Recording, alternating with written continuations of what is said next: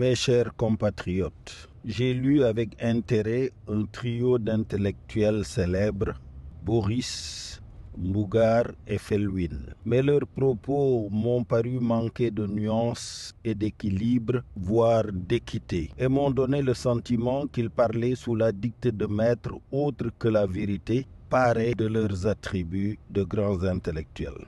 Sans doute pour donner une apparence de poids à leurs paroles biaisées et partisanes.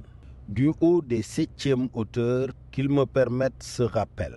Lorsque l'intellectuel trempe sa plume dans son encre pour transcrire sur son papier les conjectures de son esprit, son premier devoir est de se souvenir qu'il ne lui est donné que peu de science.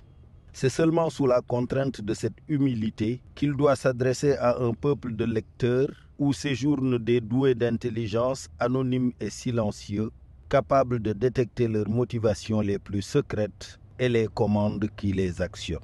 Le Sénégal est une grande nation démocratique qui peut connaître par moments des crises violentes, comme la France et ses gilets jaunes ou les États-Unis et leur attaque du Capitole. Viendrait-il à l'esprit d'un intellectuel de décréter la fin de la démocratie en France ou aux États-Unis lorsque des camions de gendarmerie et de police y sont brûlés ou des tueries de masse organisées? Non. On se réjouit que l'État y restaure l'ordre et le règne de la loi. Pourquoi ne nous devez-vous pas le même respect?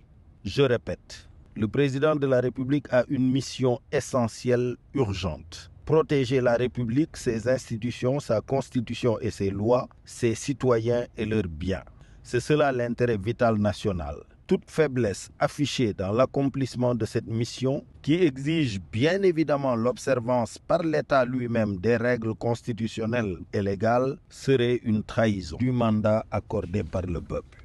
Concentrons-nous donc sur cela pour l'instant. Le sujet du 3e mandat reste central. Mais il ne sera devenu une réalité que si le président de la République l'annonce, si le Conseil constitutionnel le valide et si le peuple l'octroie.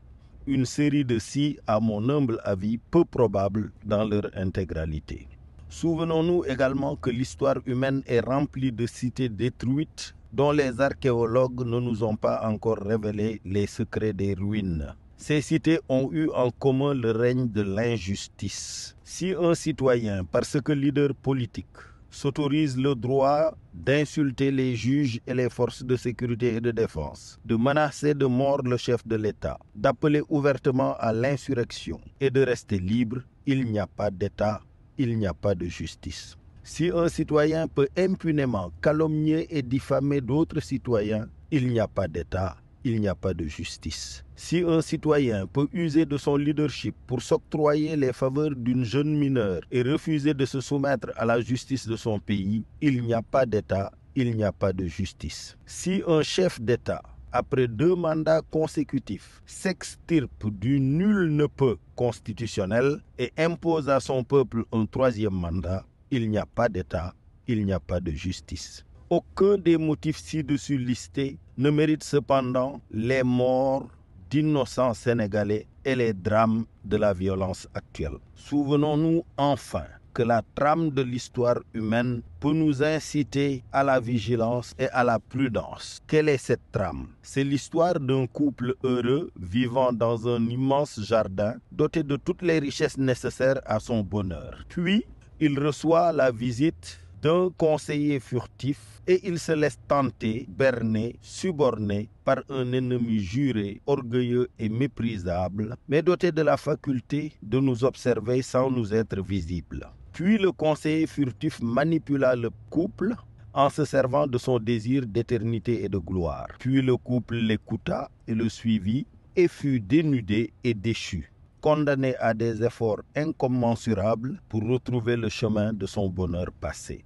Le Sénégal peut sortir de cette crise et de toutes les autres, mais pas sans effort, sans introspection pour vaincre la bêtise, l'hypocrisie, la malhonnêteté, bref, sans droiture. Et chacun d'entre nous est interpellé à ce sujet. Je vous remercie.